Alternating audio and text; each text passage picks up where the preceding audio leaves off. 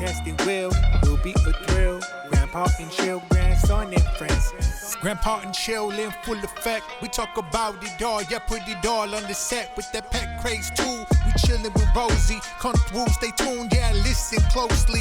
Cause this the millennials and the silent generation coming together, discussion in rotation. This is Grandpa and Chill.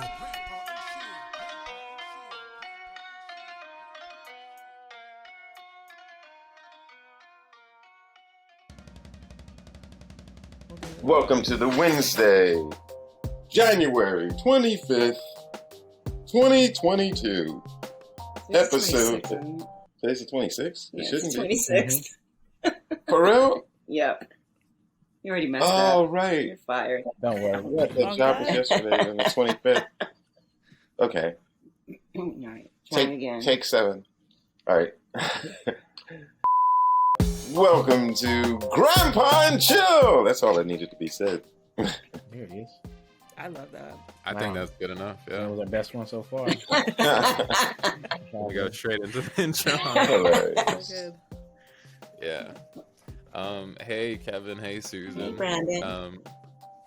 You guys have been on before, but have just been killing it, and we've never. Since we moved to more long form stuff, we've not had you guys on, and I just have been like dying to have a long conversation. So Cool, baby. I'm really happy you're here. Thanks. Happy to be here. Thank you. Yeah. Thanks for having Thanks me. for having If us you back. could reintroduce yourself to our audience and just like give like a brief synopsis of your backstory, what you guys do, and all that. Allow me kind to reintroduce myself. My My name name is is Hope. Exactly. H to the Izzo. I am Susan Spain, and this is.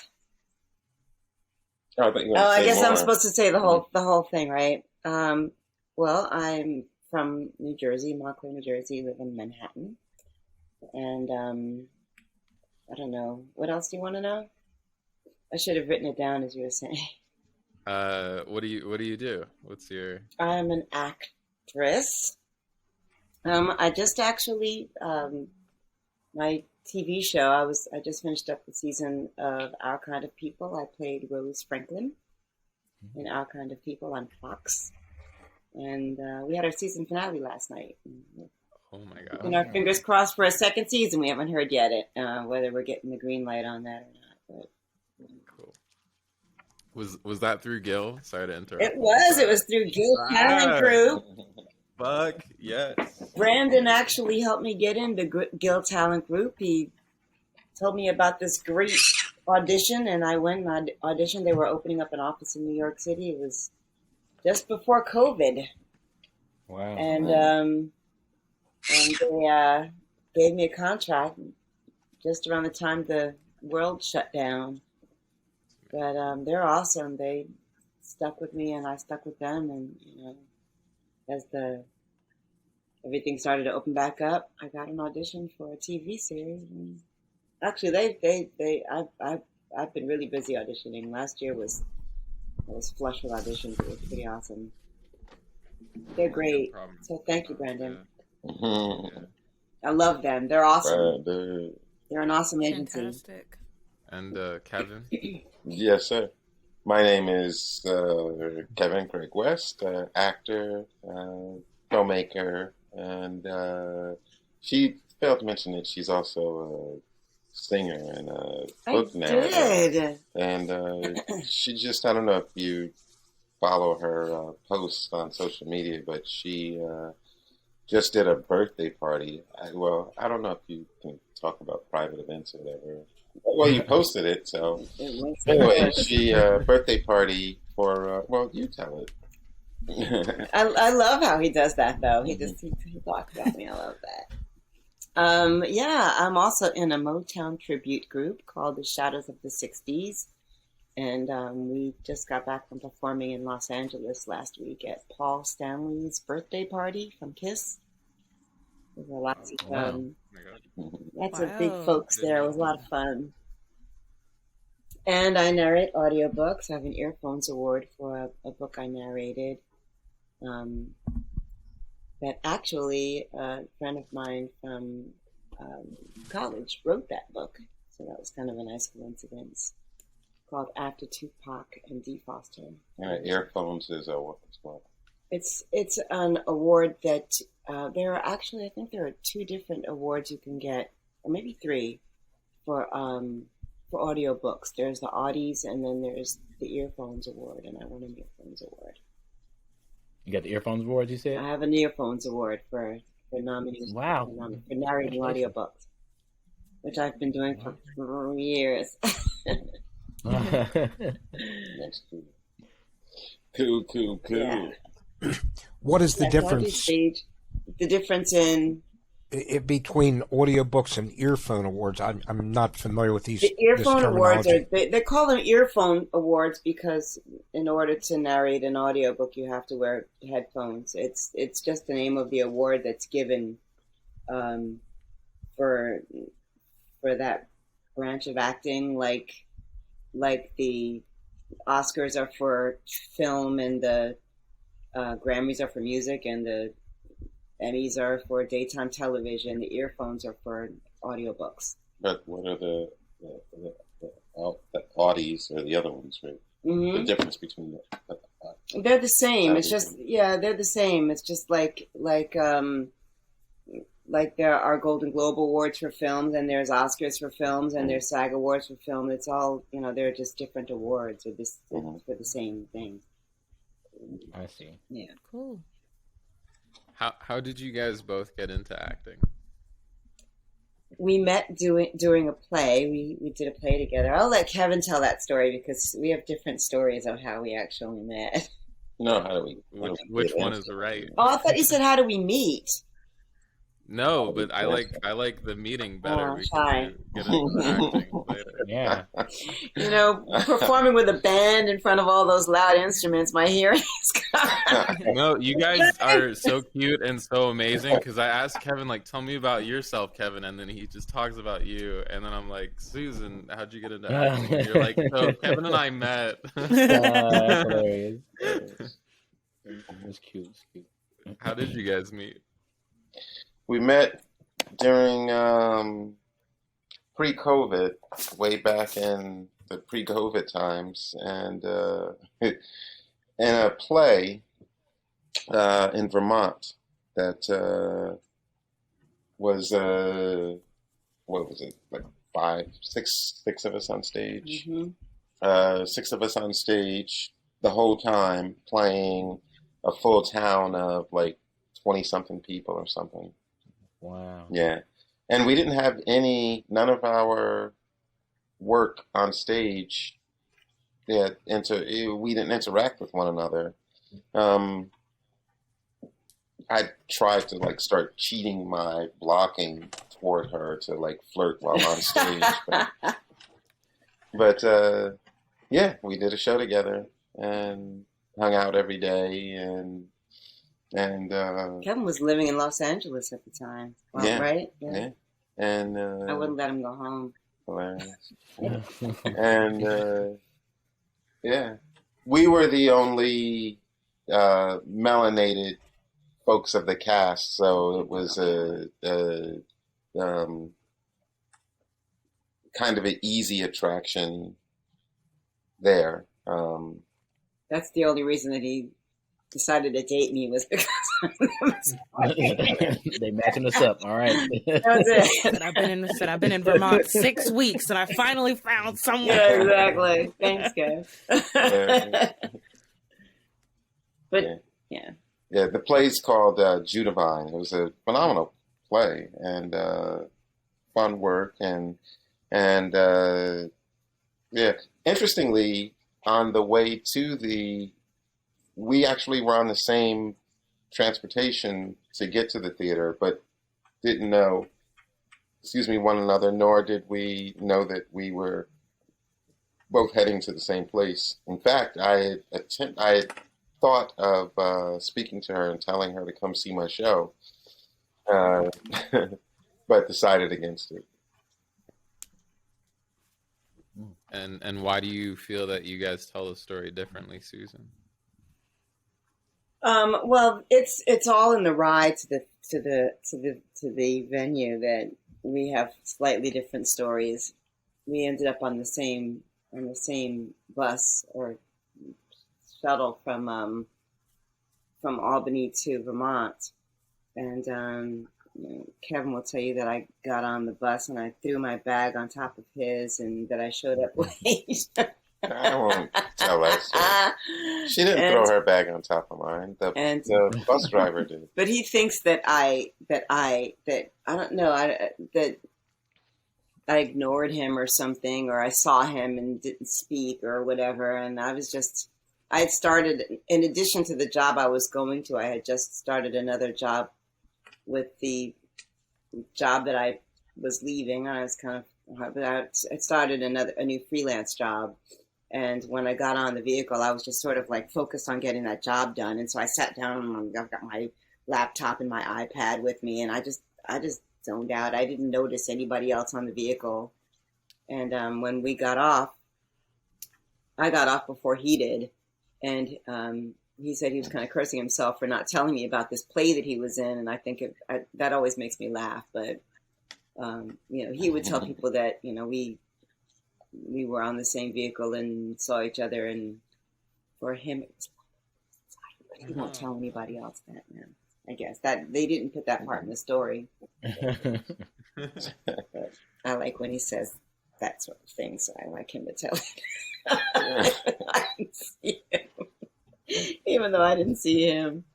And then you guys ended up being in the same play. Yeah, we're in the same play, and knew a number of people together, and yeah, it was pretty interesting. Yeah, it's crazy how many mutual friends we had throughout all of these years, and never met each other before. Crazy. Yeah. It was the right time. Cool. Wow. So it's your turn, Kevin. What do you tell about you?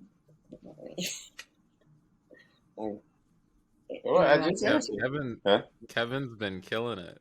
I'll say I just randomly saw this movie, Don't Look Up, which was one of the biggest movies of the year. I just happened to see my friend Kevin just sitting next to Meryl Streep and Jonah, like the biggest actors in Hollywood. It was insane. It was really cool. That was a lot of fun. Awesome. That was I was surprised too. I was watching and I was like, how the hell did they get my face on there? It was like, yeah. No, that was a phenomenal experience, and that was a nice treat for the show that I was doing. I was doing a play up in Boston that got shut down, closed early because of COVID, and the last performance of it prior to us being closed down, or the second to last performance, a casting director that called me in for that role saw the show and sent a message a couple of weeks later saying, "Hey, saw your show and we're casting this thing." And yeah, it was awesome. But the audition happened like as soon as the shutdown happened, pretty much. And I never thought anything about it or whatever. And then near the end of 20, they reached out to me and said, "Hey, remember that thing you auditioned for? We want to use you, blah, blah, blah." And it's like, holy smokes, what? And yeah, so it turned out because of COVID and COVID protocols that were being put into place once they started filming, it was the first thing that I'd been involved in. I think it was one of the first. Yeah, it was one of the first projects that had started filming after COVID, and they had. It was during COVID, but super strict COVID protocol. Prior to anyone going on set, they had a COVID hotel, so everyone had to go and have this cadence of COVID tests, but quarantine in the hotel for 10 days prior to going out on set and getting tested. there, and I mean, just doing everything there. Your laundry, food, everything had to be delivered there, and into a special section. No visitors, nothing. It was pretty strict. But yeah, it was the first of so it turned out I ended up shooting that in January of last year, and yeah, it kicked off a great year. So Wonderful. yeah, lovely piece of luck. Yeah, Kevin, it sounds as though you're getting jobs, getting acting jobs just by meeting the right people at the right time. And is there any point in belonging to a union, an actors union, or having a manager or an agent, or do you just generally find work otherwise? Well, prior to having representation, I do have both a manager and an agent. But prior to having those, I was able to work mostly through networking. So and still with having those, it does help. The right place, right time, meeting people. Being out networking, all of it helps. Having representation, though, is it's necessary for me for the types of jobs that I'd like to do. There's some that without representation, talent can't have access to, unfortunately, or it's harder to gain access to, without actually knowing someone. So a lot of the studio work and bigger budgeted films and network television, all of that. In order for me to do the roles that I'd like to do, I have to have representation. So, and when you say representation, are you referring to a manager, an agent? Right. Both, yes. Both. Either or both. But yes, I have. I'm fairly new with my management team, which I absolutely love. It's interesting. I just recently signed with them actually, and forgot that there was a trial period that I had been working with them under. I'm not sure what it was, 6 months, nine, whatever it was, whatever the trial period was. They sent me an email saying, "All right, well, the trial is over, and we'd love to rep for you if you like to be repped by us. Here's a contract, let's sign, blah blah blah." And I was like, "Oh my God, pardon me, but I totally forgot that I, was not already signed with you guys because they've been working, like super hard for me, in my opinion." So Wow. yeah, In my opinion, too. well, there you have it. Yeah, so yes, you could certainly get work without having representation, without having an agent or manager or both. But it's definitely helpful to have them. What about the belonging to the union? Is that And that as well. There's lots of non-union work that's out there. It's a lot of really cool non-union work out there. But for the types of work that I'd like to do, again, the bigger budgeted films, the network television, all of those, you have to be a union member to be in. Excuse me, and I've been part of the union since the 1900s, so way back before the turn of the century. 1900s? Back in the 1900s, remember those? And so yeah, it was something that when I did get started in this business, that I learned early on that if I wanted to do this professionally, it was something that I should join, should be a member of. So Yeah. And what There was- union is it? Is it SAG or what? I'm not really. I'm a member of both SAG-AFTRA as well as Actors Equity, which is the union for working on stage. SAG and AFTRA, when I joined, they were two separate unions. One, SAG, Screen Actors Guild, was specifically for working on film, and AFTRA, the American Federation of Television and Radio Artists, was geared more specifically to television as far as actors or news reporters, and then radio as well. Does your lady friend sing to you? She does. Her mom sang to me She recently. did. My mother made a song for him. She loves Kevin so much. She did. She made a song for him. But yes, and she sings quite well. Yeah, you guys gotta check her out on a whenever she's near your city. Yeah. Okay. They're everywhere, so they'll be in your city sometime this year, next year, I'm sure. This year, hopefully, early in the year. Be nice. Yeah, we've been blessed. We've traveled a lot with the band or group. My director would kill me if he heard me say band on the podcast. We're a big production. We, wear sequin gowns and gloves and such, and it's a really big production with choreography and everything. And we do the Supremes, the Martha Reeves and the Vandellas, the Four Tops, Temptations, a little bit of everything in our show. And we've been to Hawaii this year, and we did a cruise in Mexico, and we've been all over the place. So, yeah, it's been a blessing.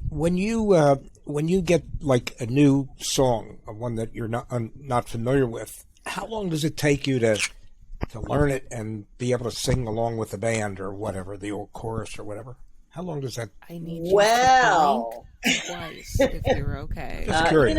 It sometimes it takes a while to learn a song, and sometimes the words just sort of I don't know if it's the way that they're written or the meaning of, but sometimes the way they flow, it's a little easier to learn a song. But as I get older, it takes a little more time to learn anything. Words to a song, words to a script. It takes a little bit longer to commit to memory. So, it's a good question. This last show that we did, no, not the one in Los Angeles, but prior to that, we were in, where did we go? Texas? No, Florida. We were in Florida, and we perform there every year in January it's a fundraising event. And this year he wanted to mix it up a little bit and have us sing some different songs. And so he asked me to learn a new song. And I really only had like a couple of days to learn it. And I was nervous. I was afraid I might not remember all the lyrics, but they actually ended up cutting the song for other reasons. But so we'll never know whether or not I was all committed. But yeah, I don't know, a couple days, a week, all depends on the material. Speaking of that, when you guys have done your respective huge acting gigs recently, is there like a nervousness or a pressure to not flub a line? Like, do you get anxious like that when they yell action, or what's going on? Oh God, yeah. Yes. Hey, I did something with one line. It had one line this year, and one of the things that I was like lucky enough to grab, and for like 2 weeks I would just like repeat it to myself. Like, these pretzels are making me thirsty. These pretzels are making me thirsty. Literally. And I'm like, I'm gonna do it like this, and then I get to set, and I'm like, fuck it, I'm so nervous, and I walk because it's with someone who's like very famous, whatever. And I get there and I stand on my mark, and the director comes and he's like, "Hey, let's change your line." Oh, I hate that. And like with the one line I had was completely different. And I was like, oh fuck, okay. Um, That happened to me too, and just a few weeks ago. really, They changed yeah. the script, and I had been working on it, and actually they changed my shoot dates for the TV show, Oh, and they kept changing them. And I'd had the script for a while, and I'd been working on it for a while. And when I finally got in, like the night before, they changed my lines. And one of the lines, I don't know if I ever got it right. The script supervisor kept coming up to me and going, "So that line is actually, so that line is actually, so the line is." And I'm like, I know, I don't know why. It was like I kept brain freezing on that one line, the one of the lines that they changed, and they changed a few lines, but that one I just couldn't. I don't know. When I got to it, I'm like, and maybe it was just that I was in the moment of the scene, and I wasn't thinking about it until it came time to say the words, and the wrong words just kept coming out of my mouth. but you didn't bomb the take. You weren't like, oh fuck, and then they had to. No, I would just say the wrong line, and afterwards she'd come up to me and say, "So the line is." Yeah. And look, I don't even know what the line is now. Yeah. No. Well, hopefully nobody but the script person. Yeah, I mean, everybody on set knew because she kept coming up to me and telling me, but I think they at least got one good take out of it.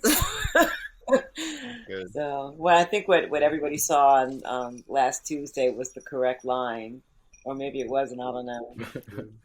But when you're doing these where it's not just like a small co-star and you have more than one line and you're sitting next to whoever it is, Jonah Hill, whatever, like does the pressure or the nerves go away after you get there, or no, is it a constant? That's interesting. I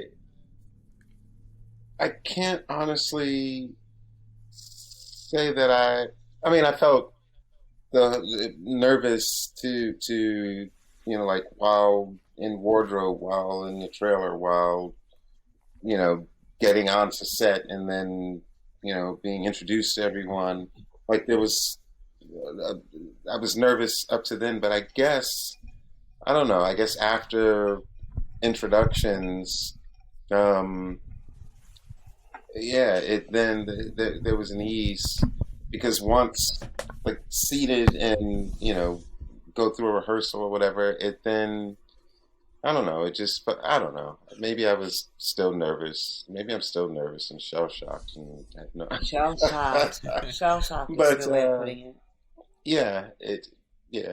But I think people are really nice to you. You don't like you were saying how nice Meryl Streep was. Like when they come up to you and they're cool with you, they sort of break the ice and you feel a little bit more relaxed. Yeah. Yeah. Well, but once it became about the words, like if I've listened to the words in my head, and then like hearing everyone say them or whatever. I mean, I guess there definitely was a difference between how I was saying them in my head to having everyone else say them. Oh my God, especially Mark Rylance. My God, he's brilliant. But like once that whole process is going on, then it's just about me listening and responding. So that eases some of the nerves of me being in the mode of my job. But leading up to, I guess, me saying, or hearing action or whatever, I'm in my head about, what's the line. Interestingly, though, on a project that's coming up, that I had a number of lines that so sometimes film is shot in sections or like in like groups, so like that you can like just say this group of lines for like the next hour, and so they switch over, that you're not gonna like go through a number of pages.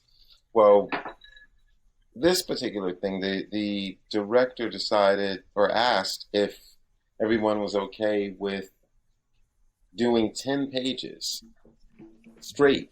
Now, like, that's a lot to like dialogue to film continuously because it's not normally This was done. with this No. another Isn't project. isn't Got aren't it. scripts usually prepared like so that hopefully each page is a minute? Correct. Yeah.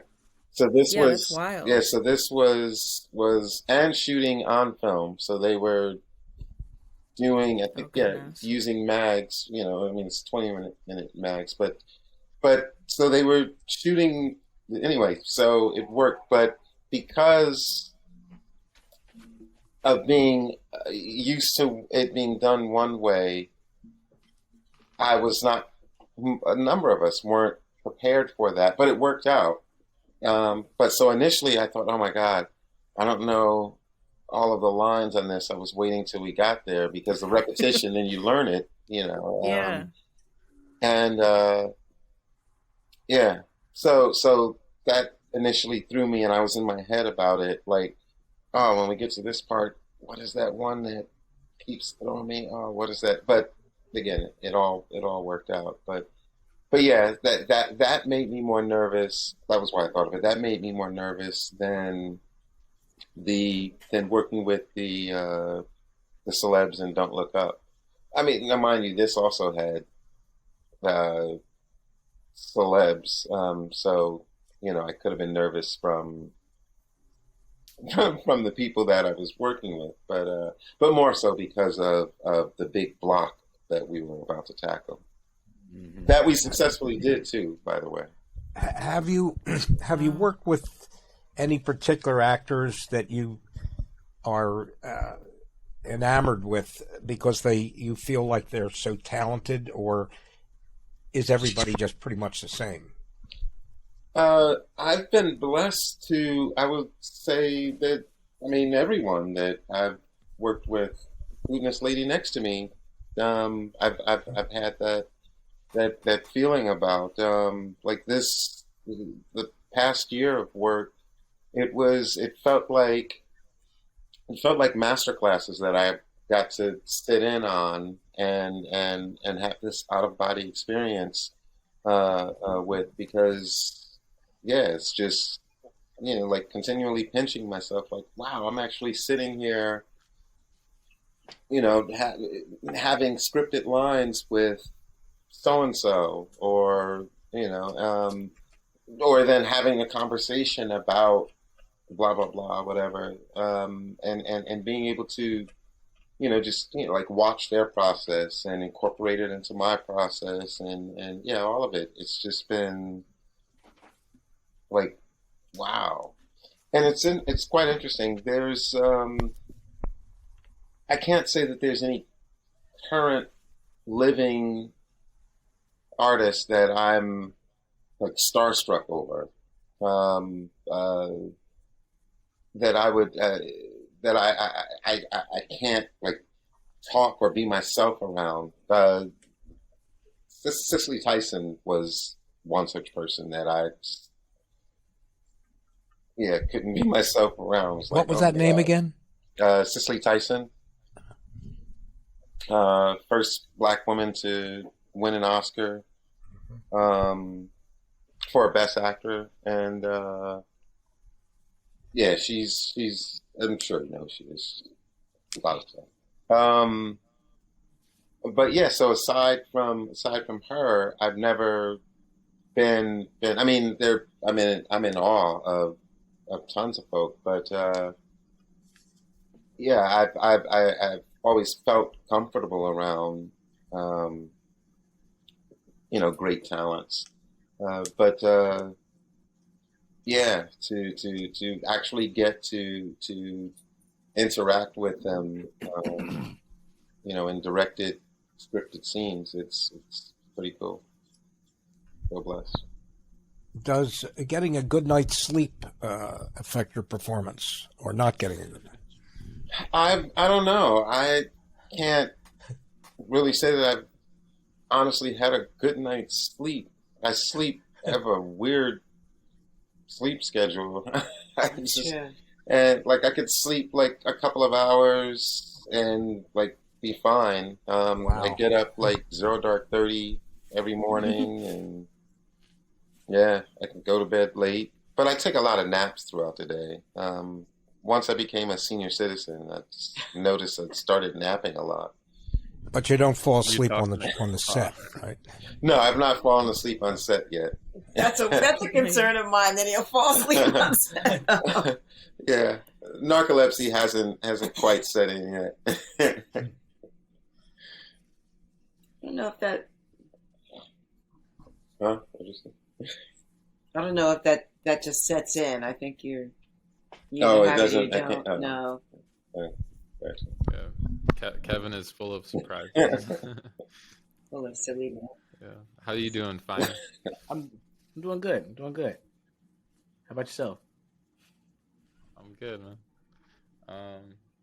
Yeah, I wanted to ask you guys, because you've had just such like an amazing, successful, since we've last seen you. How do you navigate the successes with, if you've ever had them, the not so great times or the actor dry spells? Anytime that I'm not on set, it feels like it's a dry spell to me. uh, Speaking for a friend, not yeah, myself. I mean, I don't know. I guess eternal hope and belief that more is coming.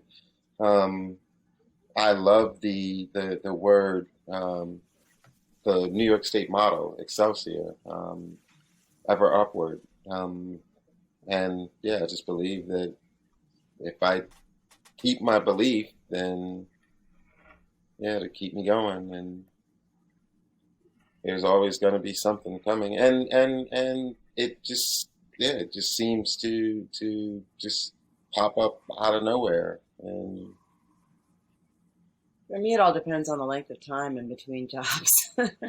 I mean, if it's a really long time, it's it can be discouraging at times, but I try to consider myself between jobs while, when I'm not working, and just, you just have to believe that the next job is right around the corner. Otherwise, you feel like jumping off. Sounds as though you guys do a lot of traveling to get to different jobs. Now, does the studio or your manager or whatever make the arrangements for you, or you have to do that yourself? As far as motels and getting there and all that kind of, They make the mundane arrangements for day-to-day us. issues. Yeah. Yeah. For every job that I've ever had that I've had to travel for, they've made the transportation for me. They provided that. They pay for it. They book it.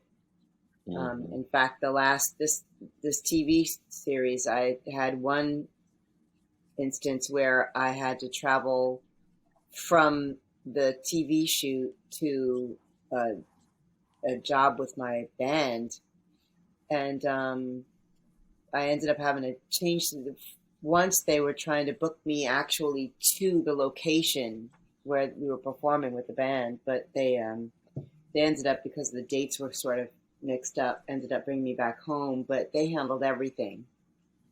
I thought I might have to take it over, but they handled everything for me. They changed the flight for me. They booked everything. They booked cars to get me from home to the airport. They're really wonderful about that. That's a big deal, getting This is from, our kind of people. getting around and getting a place to stay and not having to worry about those issues. you know. Yeah, it's really a relief to not have to take care of any of that.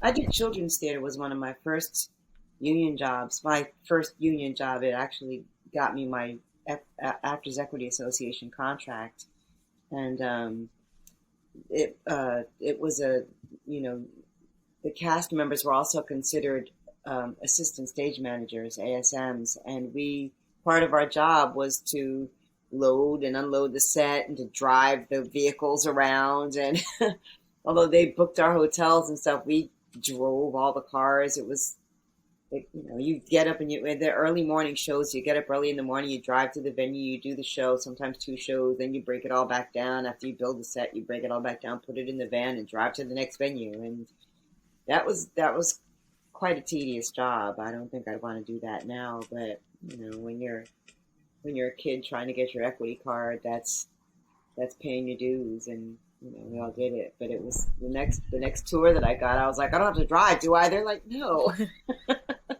no, you don't have to drive. That's all. Just sit back. So it depends on the job that you have. Did you audition for Our Kind of People? Was that a self tape or was that in person? It was a self tape. Yeah, Whoa. I don't know that they're. No, actually, I think I have had a couple of in-person auditions since the COVID shut down and since things opened back up. But yeah, almost all of my auditions are self tapes. Has that been a hard transition for you guys? Sometimes, well, no, when at home, but when out on the road somewhere or vacationing or whatever, it can prove a task. It can prove the challenging challenging wall or whatever. Yeah, to get to ensure good sound and lighting, and without having to without bringing a bunch of gear. But in the beginning, I hated it. I hated self-taping. And I mean, that was before COVID. That was when when people first started getting into self-tapes. When was that? I don't know. It's been maybe 5 or 6. Well, I had to self-tape for the job that I did with Kevin. That was 2019. Probably like 2017, 18, it started to become a thing. Everybody wasn't doing it, for stage here in New York. Most of our audition, most of the work in New York City forever has been stage, and for stage, you would always do live auditions. They didn't ask for self tapes, except for if it's a Regis, something that wasn't here. Like the show that we did together was a stage production, but it was in Vermont, and because I couldn't go and do the audition live, I had to send a self-tape for that. But I used to hate self-tape, and I discovered after dating Kevin that I was doing them wrong anyway. But not everybody has a Kevin. Kevin is very adept with cameras and lights, and so he'll set everything up for me for my auditions, and he'll read with me, and it's made life in that department very, very much easier. So now self-taping is not an issue, but before I started seeing him, it was setting up. I didn't have a real backdrop. I used a curtain, like a valance for my curtains. I would take that and tack it to the wall in front of my desk and make sure it was straight, and then I would set my phone up on a tripod. And I would sometimes I didn't have a reader. I would use my iPad and I would say the opposite lines, and and I just push play on that and I'd be reading with myself, which people still do occasionally, but it was I just hated it. Do you not use your iPhone? Just to give context to anybody that's listening, we're nerding out about acting right now, but I guess 3 years ago ish. Or longer, everybody used to go into a room. So if you wanted any job in television or theater, you'd go in and read with a casting director. And before COVID, it felt like there was like a slow shift where we were expected to self-tape, like send in the actual auditions. And since the pandemic, I haven't been in the room once. It's all been self-tapes. But do you not use your iPhone? We do. Okay. Okay. I thought you were saying that's one of the bad I've always things. used my iPhone. I used to do it like the vertical. You're not supposed to do that. You're supposed to do horizontal. And because of my backdrop, because my backdrop was narrow, I always set my phone up narrow. But no, they don't mind you using your phone. So we do use our phone. Although for a while, Kevin was setting up an actual camera. He has magnificent camera equipment, and he would set up an actual camera for it. But we've discovered that it's pretty simple to just use, and because the iPhones photograph so well now, we're able to use those for them, and we can airdrop them to each other, and it has made life a lot easier to be able to do that. We can So the wrong stuff that Kevin is teaching is that more is just all technical things, The right? wrong stuff I was teaching. Or Kevin doesn't do anything the wrong. right stuff that he was He's teaching. awesome. He's Yeah. The stopping you from doing wrong. That was all no technical. It's not the stuff that he corrected in my behavior, like the bad. corrected. Yes, Yes. that was Yeah. like they don't. In fact, now most of the breakdowns will tell you to set your phone up horizontally on a tripod because Right. that's the direction of film. It's it's always Yeah. lengthwise like that. So Do you find you guys have you found that you're adjusting your performances or your auditions from a self tape versus when it was in the room? absolutely, Like, I do because how so? I'm I used to be primarily a stage actor. Um, Hmm. and although I know that, there's a difference between, auditioning for film and television and auditioning for stage, my auditions have always been my auditions. I've never, I adjusted for film and television auditions, um, my auditions are definitely different now that I have this little tiny camera in front of me than they used to be in the room with people. What would you say to someone that has still only done theater and wants to make that switch? Years ago, I was accused of doing what they call mugging, which is, if you're many stage actors, um, you want your performance has to reach people up in the rafters, and so people that perform on stage generally perform much bigger. It's just a bigger performance. And when you're performing for film and television, it's it's really the lens of the camera that's capturing you. And so if you're performing that big, it just looks almost clownish. And you almost like if you're seeing like, sometimes people in smaller roles in of things that are shot in New York, you'll sometimes see that they're, may not have really made the transition very well yet, but you really just kind of try to do get the same thing across, but in smaller proportions so that it's not so big. You're not trying to reach people in the rafters. You're trying to it's just this little tiny lens that you're getting into. And you want to sort of dial it down a little bit. If that really made any sense. Basically Yeah. you can be too big for film and television, and the other way around also translates. I've seen people who are traditionally stage and film actors, film and television actors, get on the stage and be too small for the stage. They're not used to having to reach the people in the back, and so they don't. Yeah. I saw a movie, or I think it was Of Mice and Men, and James Franco. I know there's a lot of James Franco, but he was very successful in film, and then he did like one Broadway play where I don't think he's ever done theater before, and I saw him live, and he was like terrible, like really, like he was like trying to play with cards and whatever, and you couldn't hear him, and it just like he like shrank. Yeah. It's very interesting. And that's another thing. People almost whisper on stage, like not stage, in film. I'm confusing myself. In film and TV, you're told, to speak softer, and you'll notice it, or you may not. But some people whisper almost for film and TV, and that you can't do that on stage. You have to project, and there are. Meryl Streep and Denzel Washington, they're classically they're trained for theater.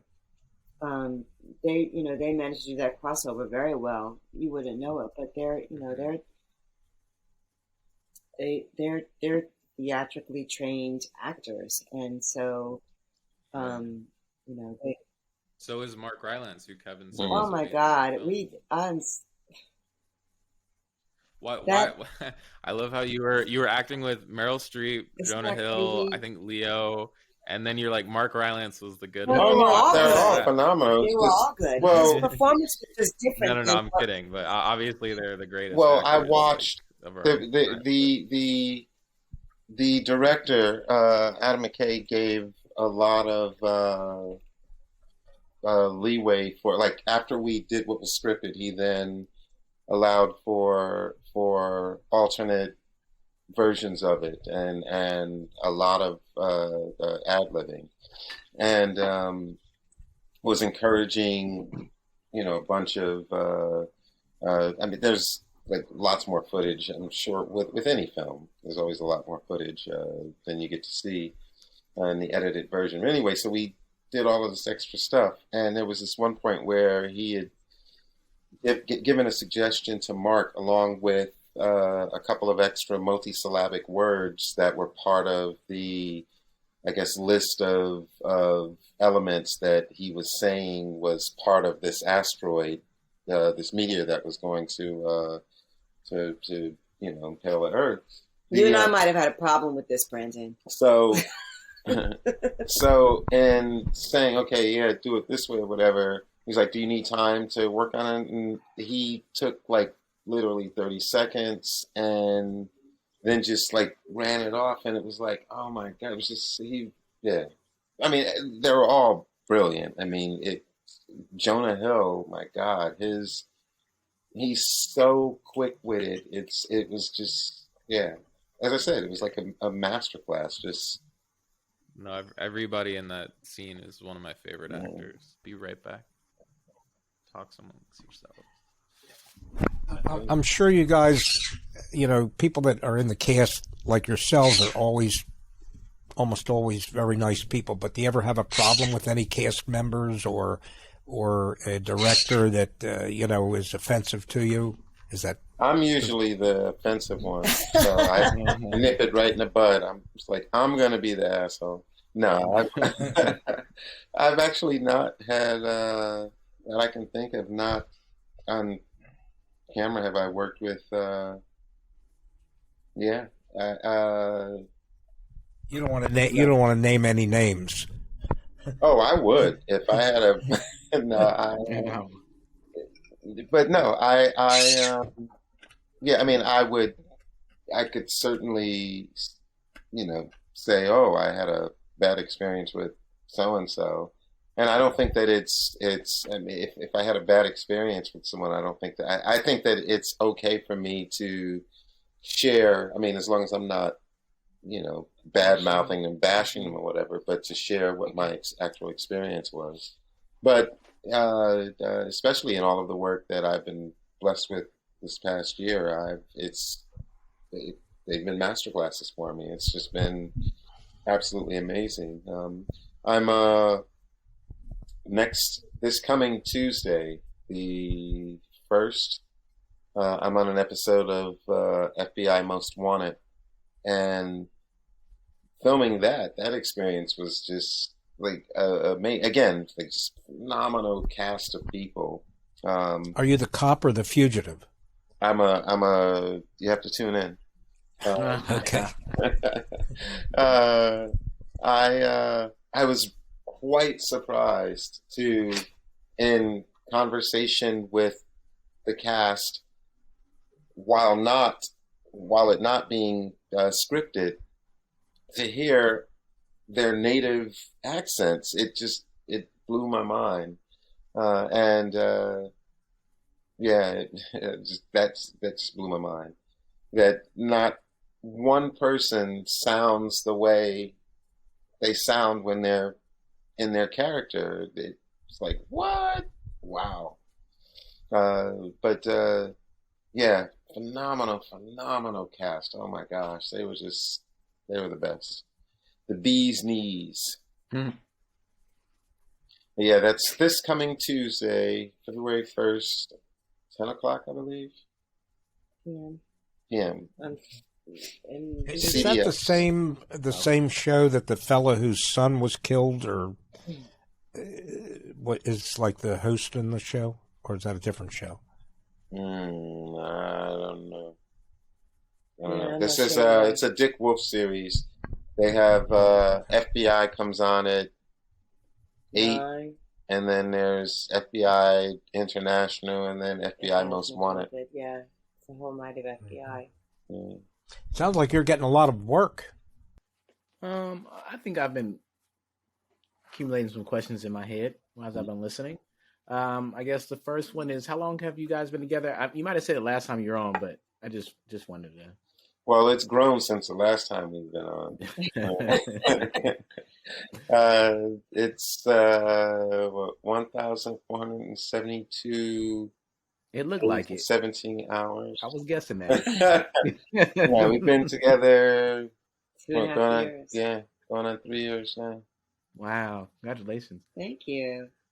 My next question was, you said you finished the series recently, both of you, but I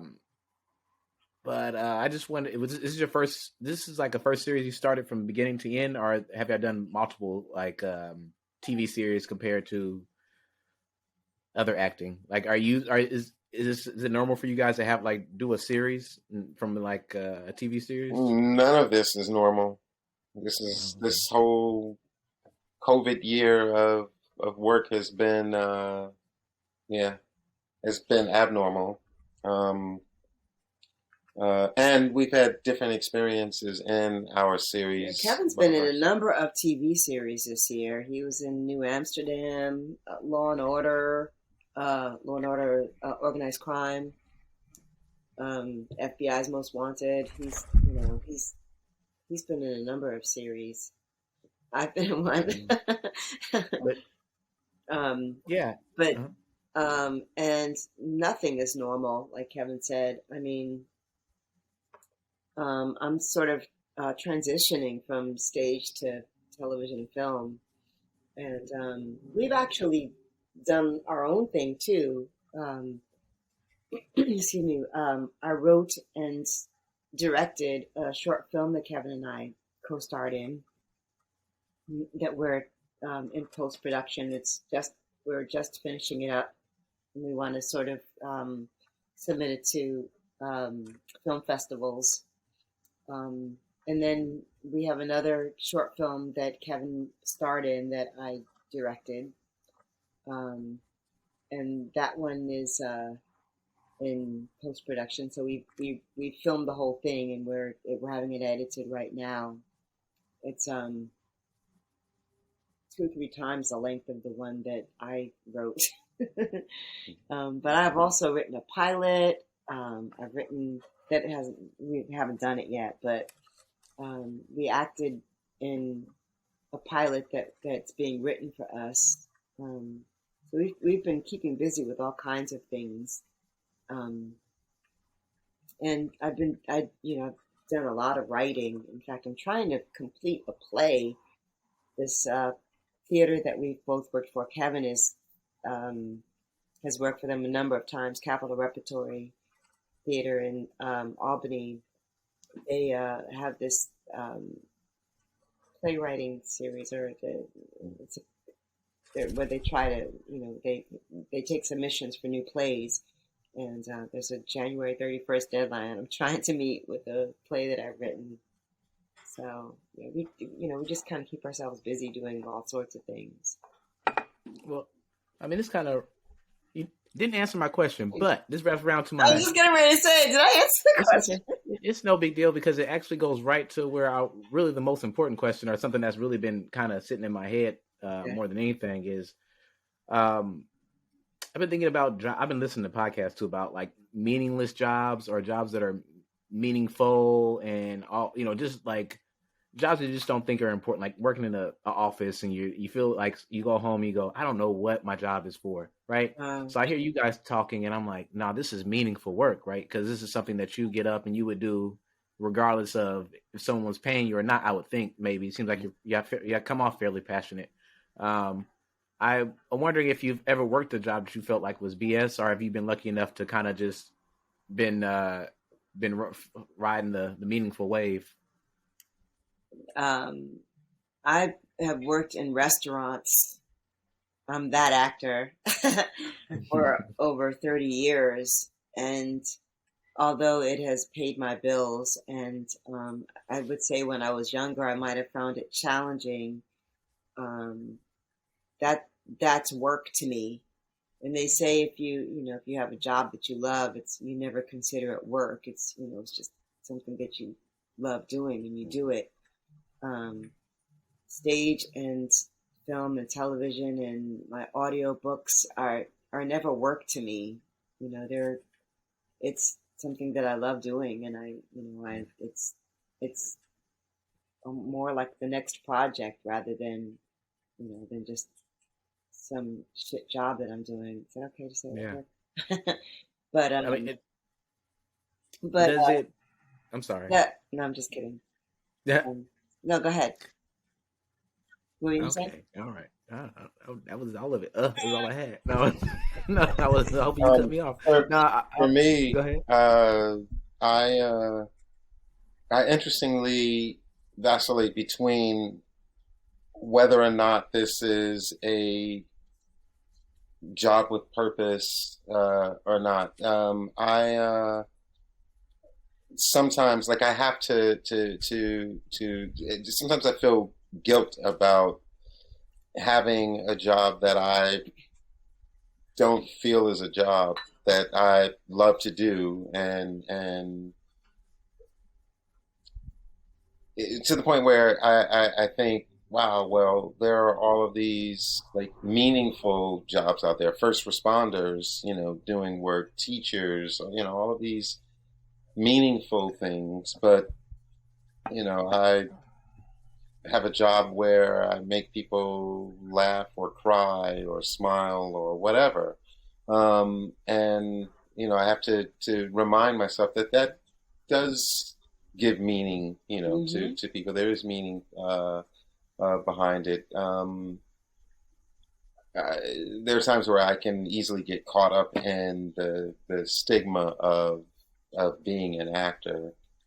An actor that's not in on TV or on anything that's visible, where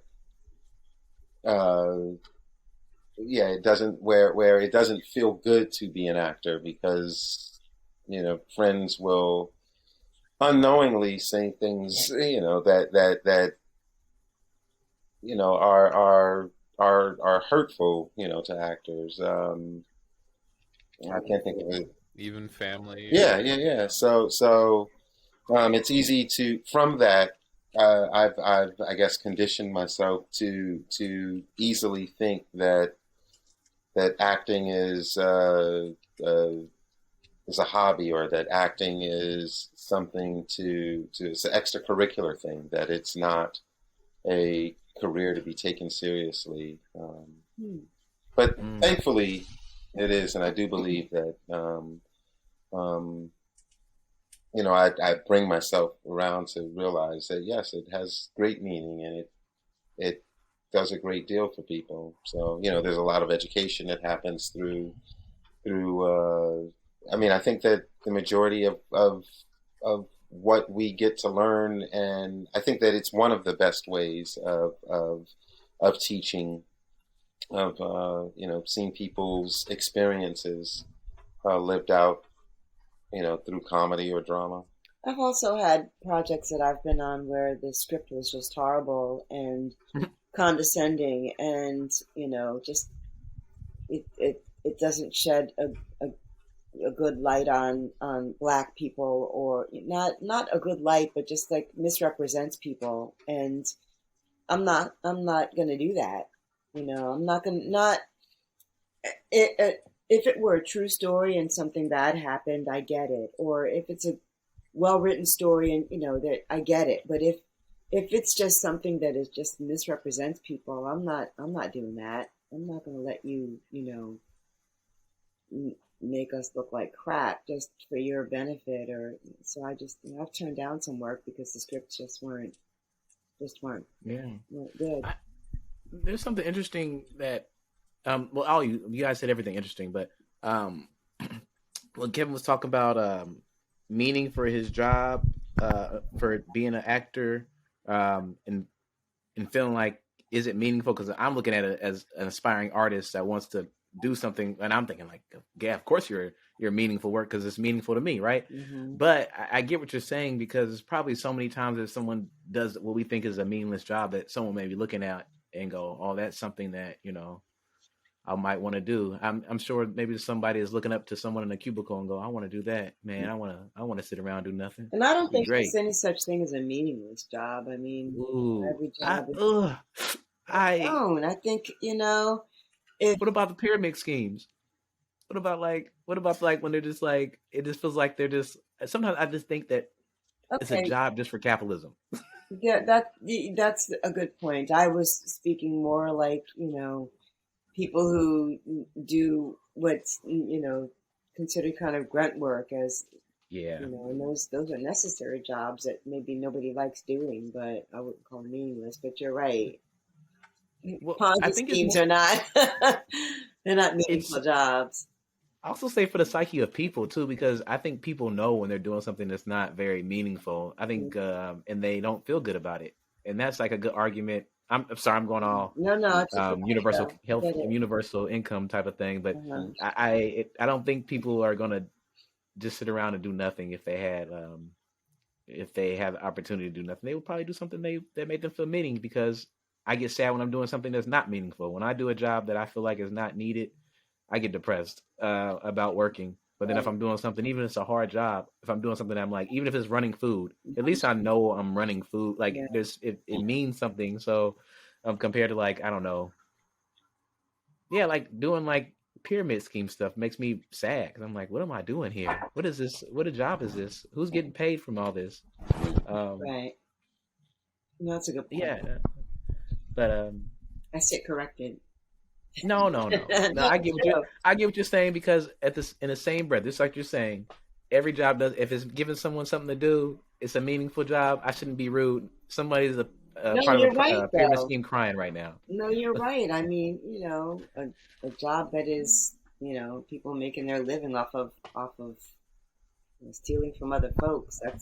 It might be considered a job, but that's not a meaningful job. That's horrible. So you're right.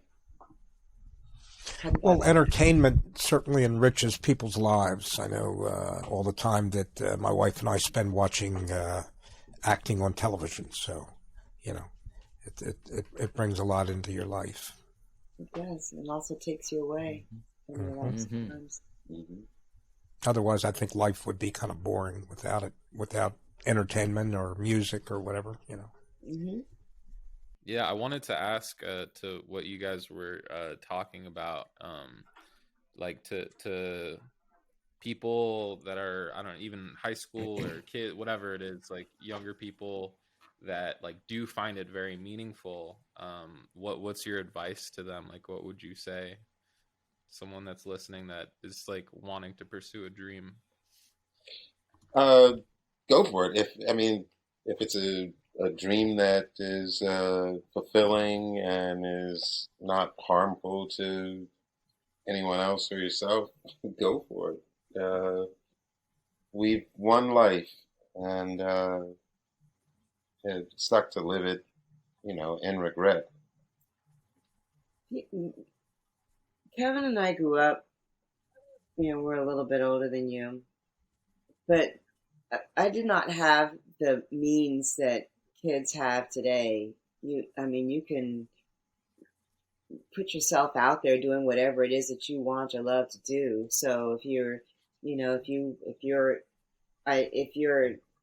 if you imagine yourself being a filmmaker or an actor or a singer or whatever, all you need to do is pick up your phone and start recording yourself doing whatever it is that you enjoy doing, and you're out there. It's so much easier for people nowadays to create, and that's the biggest thing. If you're artistically inclined, no matter what it is that you enjoy doing, whether it's drawing or painting or acting or singing or whatever, writing, poetry, anything, you have so much at your fingertips, at your disposal to use.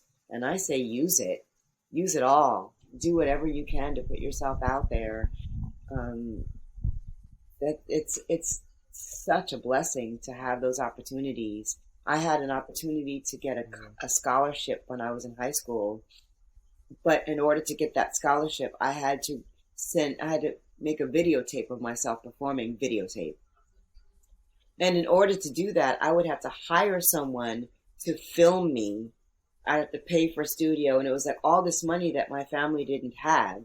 So I lost out on the opportunity of getting a scholarship to go to college because I didn't have the means to get the scholarship.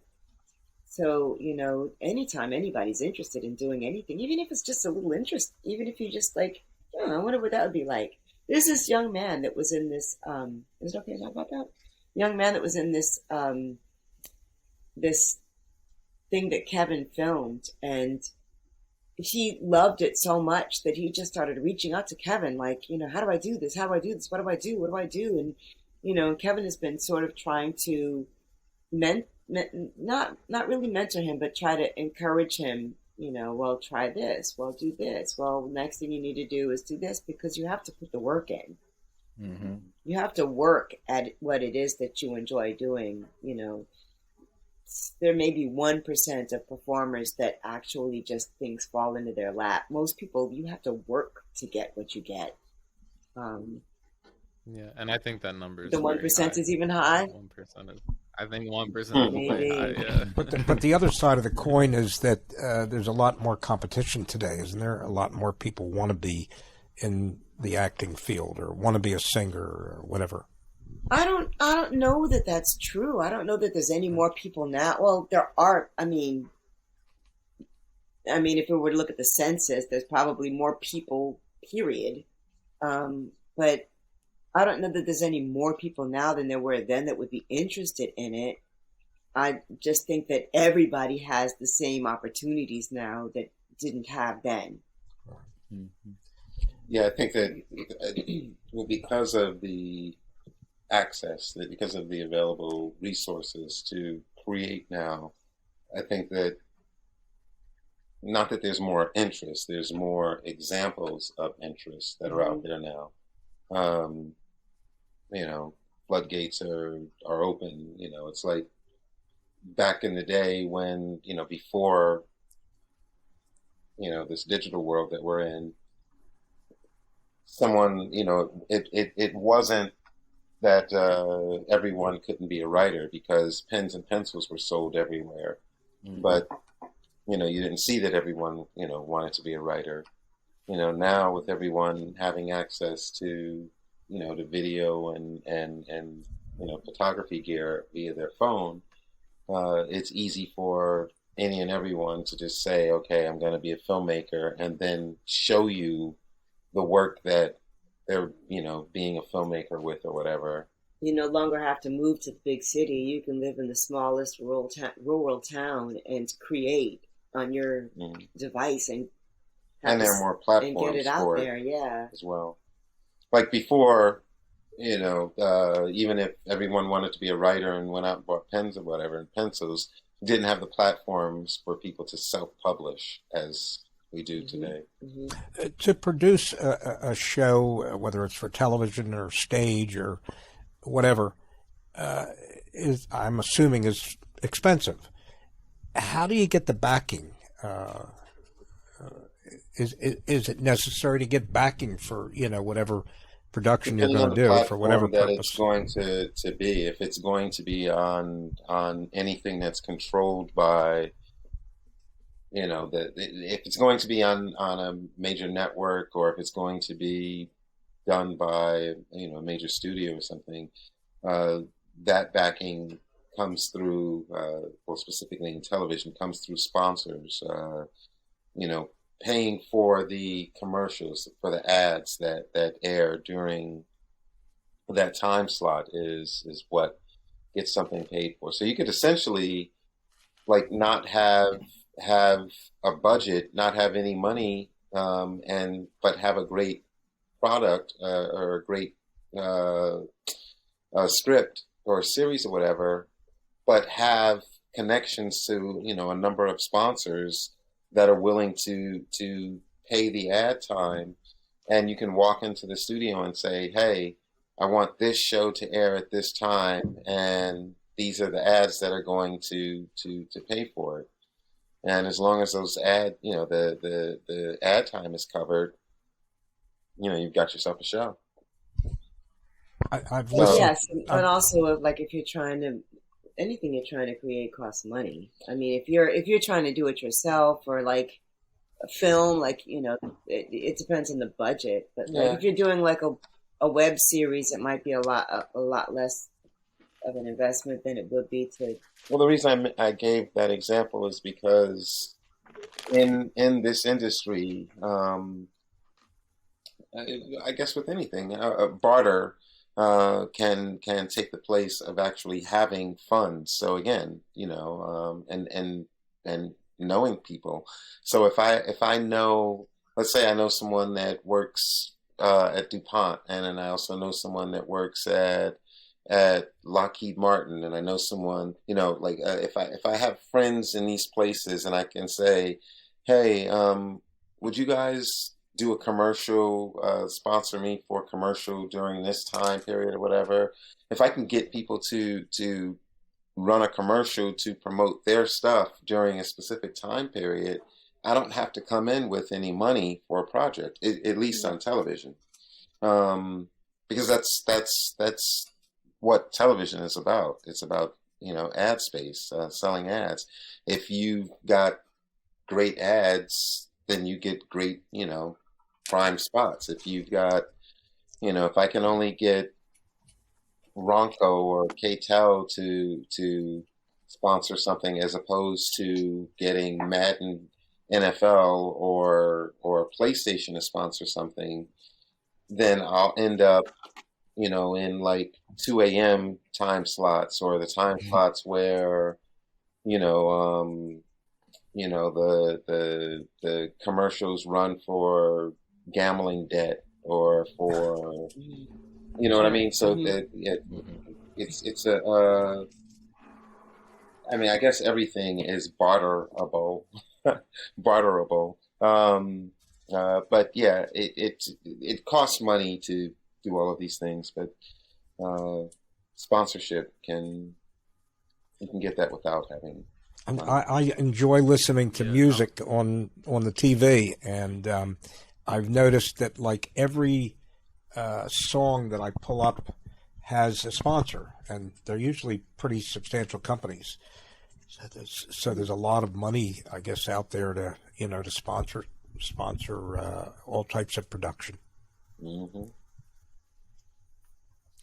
Phines and I were talking about this on the phone literally last week, but just like making stuff and just like doing it, even like it's so hard to make anything, and not because not a means version of like not being able to make it, but like it's so scary, it's like make a work of art or something like that.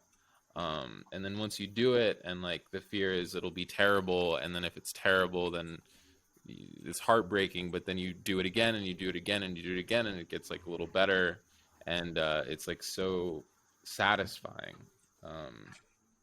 And I feel like recently, I don't know what Phines had really good insight in this, but like just like doing it because you love it until it starts feeling good, I don't know. That's like great. It's interesting when you were just saying that. The things that I heard were you said scary and you said, you didn't say fear, but it amounted to fear. But I thought to myself, wow, it sounds like fearing disapproval and putting out the art. Like that's the hard part about making it is that, okay, well, will it be accepted? Or like I was thinking about that, and like there are a number of things that I want to do, or that I've thought to do, or that I may have started doing and haven't completed, because I then think, oh, well, the world doesn't need another one of these, or so-and-so's already got one of these out. So like, am I really going to be improving this? Or and I start thinking of all of these different ways of discrediting myself as opposed to just believing in myself and just doing it. I start judging myself from what, oh, well, so-and-so might think that that's stupid, so I shouldn't do that. And instead of just saying, making art for Kevin's sake, because if I then do that, then it's done and it's out there and it can receive whatever judgments, are out there because it's already done, But like people from the outside don't know how everybody hears an artist, but like how vulnerable it is. Like if someone comes and sees your play, like as you're getting off the stage, like like they could say something that's like a dagger, where any other time I don't give a fuck, I don't care at all. It's very I think we're also very sensitive folks, actors. We're, in order to be able to tap into those feelings, you have to have the feelings, and we're highly critical of ourselves. And,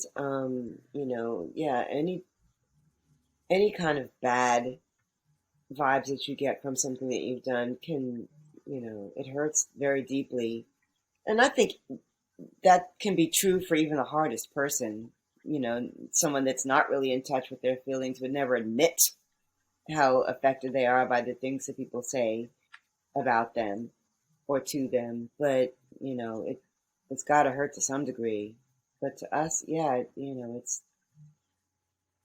can be a huge setback. It can mean, you sitting in your place depressed rather than putting yourself back out there the next day, or, it's very vulnerable. Yeah, Phines, Phines, you were making art since like I forget whenever we were talking about this, but like right now. every day, right? Yeah. Wow, Wow, that was hot, or dude. something like that, right? That's awesome. Thanks. I agree with what you guys were saying. I think I agree with Kevin a lot today. I mean, not any other day, but I definitely was and still am afraid of doing art or make yourself vulnerable. But also what you said as well, we're all so human though, and we're all in that same. I really have noticed that even the hardest person, since we're all human, we're all communicating. That means we care about people's opinions because we're social and stuff. So I think everyone's afraid of being vulnerable, but we also like seeing it too. So the more you do it, the more people. I don't know if people like it, but the more I think, at least it's like shock therapy, basically, where I kind of get used to it and just go. Like at first, I was really afraid of it and afraid of what people were saying, but now I just do it so much that I'm like, fuck it. Like, I mean, it is more about me and less about what people think about me. It's more like, how can I articulate myself better and stuff like that. And the little bit of the fear is still there, but it wanes. It goes and comes. It depends. You could. What I'm stuck on right now is you can hear a bunch of people say wow and good, but it'd be that one person that'd be like, your shit sucks. Wow. And you're shook. You're shook for days. Now, I kind of, and maybe I'm wrong about this, but I feel like you get more of that screw you kind of attitude from people whose art form is to draw or write or whatever. I feel like I feel maybe it's because that art form you do because it's something that's in your heart. You put that out there because you appreciate it. And you're like, screw you, I love what I created. I feel like more artists that whose medium is, canvas or paper, I hear that from, that F you sort of attitude, as opposed to, did I do okay? Like, what do you think? Yeah. Poor Kevin, I torture him with whenever I do an audition, I make him like, "Can you please help me with this? I don't know which one to send." Like, I just, I need that. I need somebody to tell me that it's good, or which one is good, or which one is right. But I feel like people whose art form is canvas or paper, there's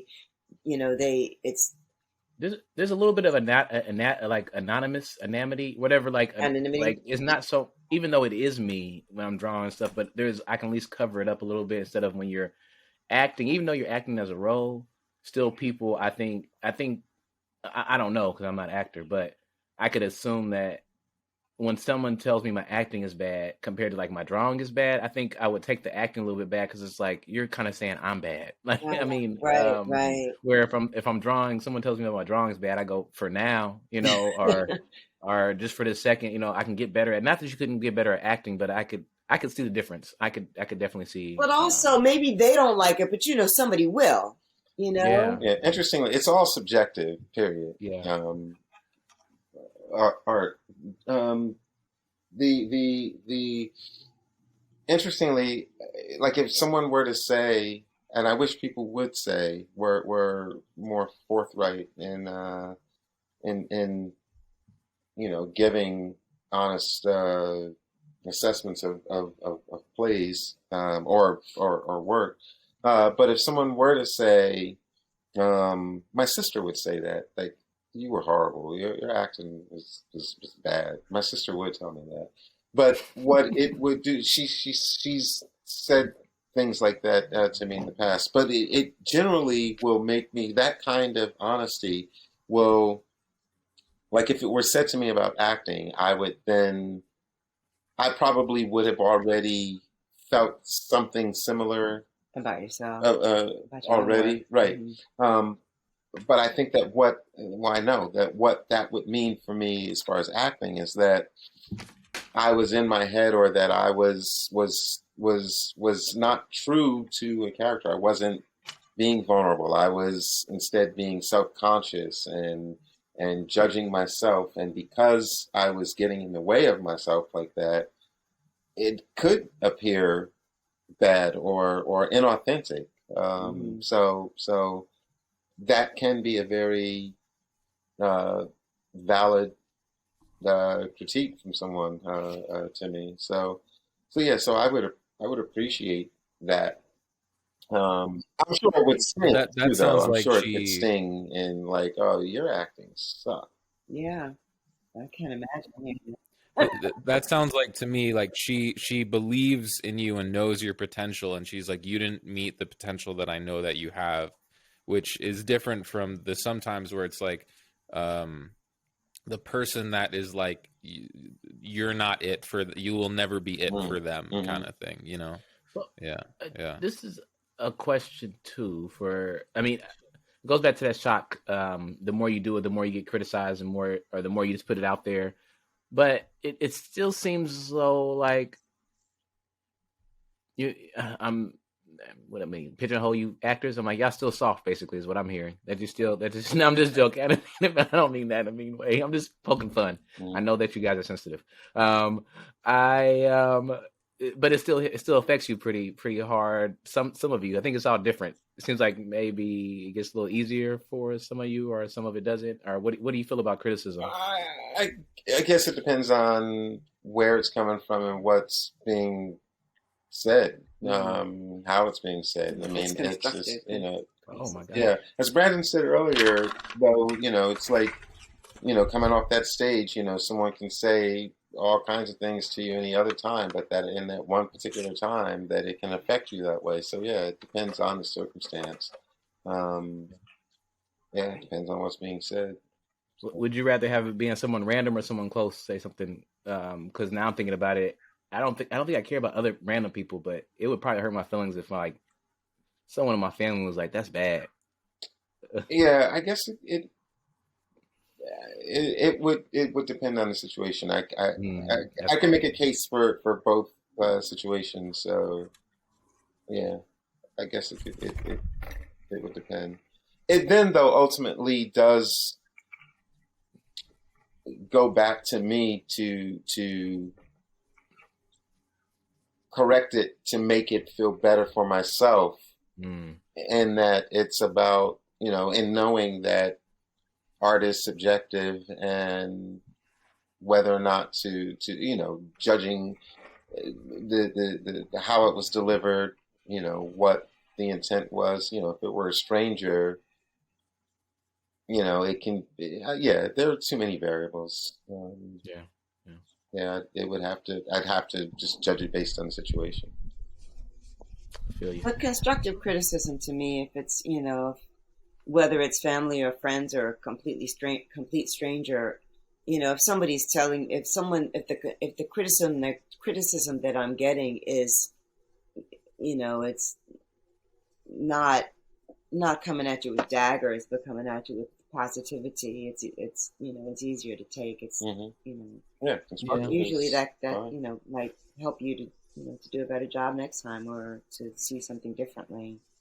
Yeah. What are you about to say, Brandon? Oh, I don't know. I had this when I went to acting school or whatever, the very last class and the very last day, I had Kathleen McNenny, she's an amazing teacher. The last thing she said was, this is the one advice I want you all to take, is if you go and you see someone's show and it was the worst thing you've ever seen and you hated it more than anything in the world, I want you to walk up to that person and I want you to say thank you, and that's it. Nothing else. So I don't know if I exactly agree with what you guys are saying, but I hear both sides. I think I disagree with that a little bit. I think sorry, I'm agreeing with Kevin so much. I mean, it depends. It's all contextual. Like, it depends. I want someone to tell me what they think so I can improve.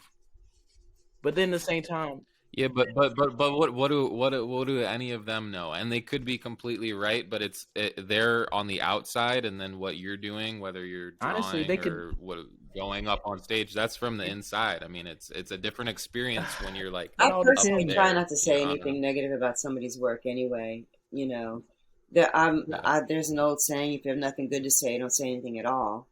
I guess I don't lie about it, and that's what your professor or mentor was telling you. Don't feed them a bunch of bullshit. If it's don't tell them that was great. Yeah, no. If you can say something constructively, or if you feel like the person's close enough to you to pull them aside and say, hey, that was whatever. But I see what both of you are coming from. I see what both of you are saying, but I do believe that I agree. It's tough. No, I was gonna say I agree. What was something else that you guys said that I was like sometimes not. Oh, about I'm sometimes the most sensitive to with criticism things that I know. Like if I know that I did something wrong on like a drawing or whatever, a stand-up bit or a podcast, I know I said something wrong. It's when that person calls that out is when even though I knew about it the whole time. I'm like, yeah, I knew that I was doing that wrong, but when you said it, it really hurt. I don't know why I do that, but I definitely fall prey to that. Same thing with like, I want my audience. I want to please my audience, so I want them to tell me if something is like if I could improve on something, So I want them to tell me. But then I don't know. We'll see. I'll let you know as I go. Well, when you're doing comedy, you can kind of, you can judge that by the laughter or the lack of, right? Yeah, like if you're doing stand-up, that's kind of a bitter, like, people will be painfully honest after that. Like, that joke sucked. Like, like people, they don't, like, as if you have no feelings, but. Yeah. All right. Like if you already weren't laughing, I already knew the joke sucked, but then you go, right. Makes it better. Exactly. Yeah, but someone could walk up to you and be like, "That joke sucked," but then you were there and you heard a big laugh. And it's like, I don't give a fuck. Like I have that, Good point. So yeah. What about you with your art, Sierra? What do you think? I love getting feedback. Like I had a professor in college that would just like, honestly, like we would thrive together in class because they would just rip apart like everybody's shit, and it would piss some people off just hearing it like kind of rapid fire, but like in that sense it was a learning atmosphere. So my viewpoint on it was just like, well, I don't want to graduate and then just only know how to make shit because nobody would tell me hey, you kind of made some shitty shit. Like, so that was like, so I loved that when I was, learning. And now I like feedback. I just like it. You know, I feel like there has to be a certain point where you are able to take almost any kind of feedback. Obviously there's going to be like there's a line where, you know, shit gets out of pocket, but there's a certain point where you got to be able to take the criticism or be able to have something that you can, of yours, that you can really pick apart.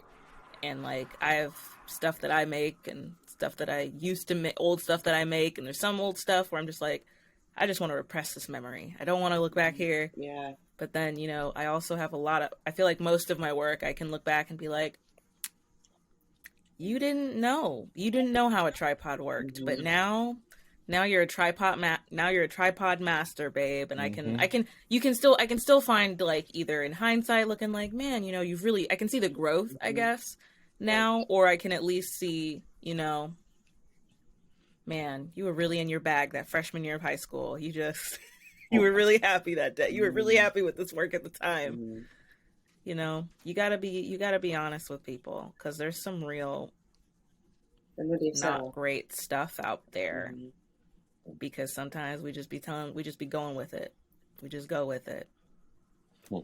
Yeah, it's a tough one. Do you do art for yourself, or do you do it for people? I feel like you just, most time, I'm just projecting. I'm like, I do art for my peeps. You know, that's why I'm doing it for my audience. Not that I wouldn't probably draw, no one was around, but you know, I make art for people most of the time. All right, people do art in general. I think, well, let me not project. I'm sure some of it's for themselves, but a lot of it's so someone to hear it one day or see it one day, so that be the case. I should be a little bit open to criticism. Yeah, but it's hard because I'm like, what do you know? This is mine. Right. Maybe that is the difference between looking and seeing. Like sometimes I'll get upset if I do get feedback on something, because maybe in the moment you're thinking like, damn, I really like worked hard on that. But it's also, I got to think of it more in terms of like, I can do this a lot better. Like, it's within me. I have that capacity to, you know, exceed this bar of someone's, you know, critique. Like, you know, if I am doing a photo shoot, I can be like, no one can say that I didn't have like this flair, or no one can challenge me on this lighting. No one can challenge me on my dialogue writing, because, you know, I know that. So I guess it is kind of like it's like a confidence thing. Yeah, it sounds like. And like a fear thing, because you don't want to be afraid to not even fall, but just trip. Yeah. I feel like, you have to have confidence to be like, this is the best I'm doing right now, but also be confident enough to be like, I'm going to improve, so please let me know what's going on here. I like what you said, Sierra. There's if you guys have read the letters to a young. I said I like what you said, Sierra. The difference between looking and seeing. I like that. Sorry, what you saying, Brandon? Oh no, just there's this thing I read, Letters to a Young Poet, where they talk about like this exact thing in like the first page or whatever. Yeah, it's a really good read if you want to check it out. Grandpa, how you feel about criticism? Well, I think it's good. I prefer to have critique on what I'm doing. It helps me to understand whether I'm doing the right thing or not. Whether I'm doing a good job. So it depends on to what degree the critique is. If it's helpful, but. Acting, the media is a tremendous influence in our society, and I'm just hoping that it can help to make this society more peaceful, because we have a lot of issues right now. That we do. On a lighter note, Miss Sierra, are you a Pittsburgh Steelers fan? Oh no, I've got some little YouTuber merch on. Well, I asked only because, not just because of the YouTube merch that you, but because of the colors. And I see that your super cool chair that you're sitting in, as well as the one behind you, they seem to have those colors. I guess it's not really gold, but yeah. Don't worry, Kevin. I will never understand sports. I'll never know what's going on. Gotcha. Just a nice color coordination you have going on. Yeah. Got a whole motif, the black and yellow. Yeah. Cool. And Phines, are you freezing since you turned your heat off? Yeah, we're at you saw time. You saw me put the hood on? We're at time. Like... We cannot let Phines hang on any later, I'll bro. be over here now. That man is That's cold. your dedication. You turned the heat off. You said Turn the heat off. I would not go and do that. I appreciate you caring about me over here. I was like, bigger man than me. Shapiro bounced. He's like, man, I'm gonna go sit by the oven or something. And I got a crack in my window too, which is the worst on the wintertime. Oh my gosh, you do! Oh no! It's oh the my worst. god! Summertime is super. I don't know which one's worse to have it during, but they're both terrible. Yeah, no, don't do that again. We'll be fine. I came to the apartment this way. They were just like, "Sorry, yo, I got a crack in the apartment. What you gonna do? Not pay this rent? Not pay this a lot of money for this New York apartment?"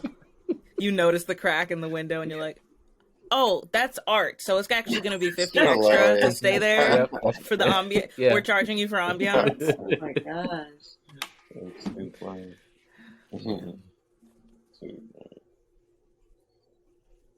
We just did 2 hours like it was nothing. Yeah. Guys. Oh, I didn't know we'd started Almost. Almost, considering how late we started for the dinner break. Yeah, thanks for letting me eat, you guys. Yeah, no problem. No, we always do last thoughts. If you guys are cool with it, I would just love to go around and then just end the show. Cool beans. Susan, start with me. what are your last thoughts? Everybody hates starting. So Well, thank you guys so much for having us back. It's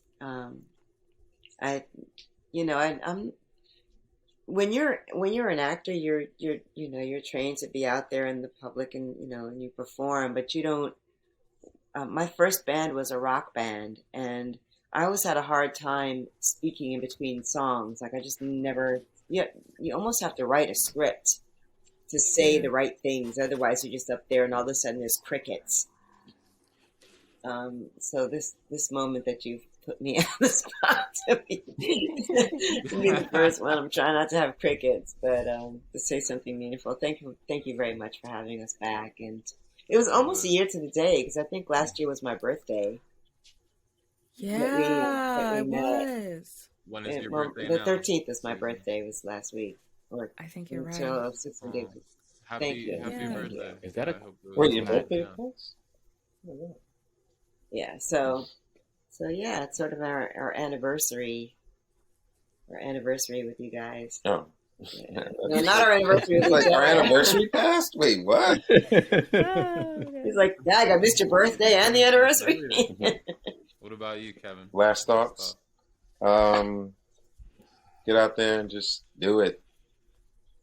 Nike has the best slogan going, truly. Just do it. Grandpa. Well, I will be watching for your acting on screen, and you have a smart lady there, Kevin. I'm sure you guys will Yes. both succeed very well. Thank you. Thank you. Oh, another last thought. This Tuesday, 10 p.m. on CBS, FBI Most Wanted. Check me out. All right. Hopefully I won't be February 1st. cut out. Yeah, February 1st. Hopefully I'm in it. I hope be in it. Sierra. Grandpa and Chill Gang Gang. I'm sorry, I Everybody just couldn't hang quite in hear. there. Everybody just hang in there. I said Grandpa and Chill Gang Gang. For the gang gang. Good shit. You know? Good night, everybody. All Good right. night. Finest. All right, My peace, you bad. guys. Okay. Thank you. All right. Good night, everybody. Good night. Podcasting with Grandpa Bart and Rosie, always on his shoulder. This is Grandpa and Chill. Grandpa and Chill is brought to you by your hosts, Brandon Fox, Bart Frank, and Finest Jackson. Our producer is Sierra Doss. To watch and listen to full episodes of the show and follow us on social media, visit grandpaandchill.com. That's grandpaandchill.com.